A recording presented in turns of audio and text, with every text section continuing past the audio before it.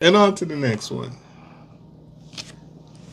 There's a guy in Iowa. He bought a ticket. It hit for $16 million. The rules are you have a year to claim it. In Iowa, if you hit the jackpot, you can't be anonymous when you claim it. You have to say who you are and your name will be published. That's part of the deal that goes along with it. 6 months after the drawing, there was a lawyer up in Canada that hit them up and was like, hey, I have the ticket. I'm a lawyer in Canada. I would like to claim it. And they're like, okay, this sounds kind of weird because the guy in Canada wouldn't come to Iowa to like turn the physical ticket in. So they asked the guy, okay, what's the serial number? And then what's the number combination that you have? The serial number on the ticket is not publicly available information. You only have that if you have the ticket in your hand. And so he gave them the serial number, which was right, gave them the right combination, obviously. And they're like, okay, why won't you come to Iowa to claim? He's like, I really want to come down there. So they reviewed the convenience store footage and they're like, what were you wearing when you bought it? And he just made something up that wasn't right. Then he was like, I'd like you to wire the amount to this corporation that I run. But the corporation was spelled incorrectly. So like, there's something fucked up going on here. Fast forward another 6 months. It's been a year to the day since the lottery winner was chosen. He's got 2 hours left. A different lawyer from New York shows up with 2 hours left. Is like, here's the ticket. I have it in my hands right now. I'd like to claim it. They're like, okay, well, who do you want us to make it out to? He gave them wiring information for that weird Canadian lawyer that had just hit them up like 6 months ago. And they're like, okay, this is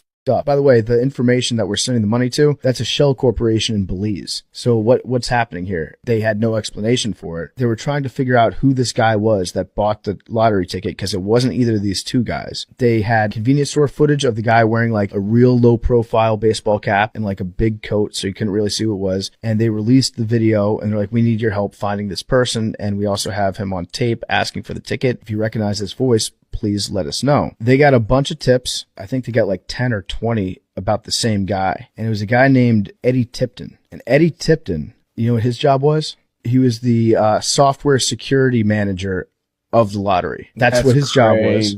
And what he did, he wrote code into the lottery so that on May 22nd, November 23rd, and December 29th, he would select which numbers would win on those 3 days. So he slipped in lines of code, hoping nobody would notice, and he won the lottery twice. So they caught him for that. And then they started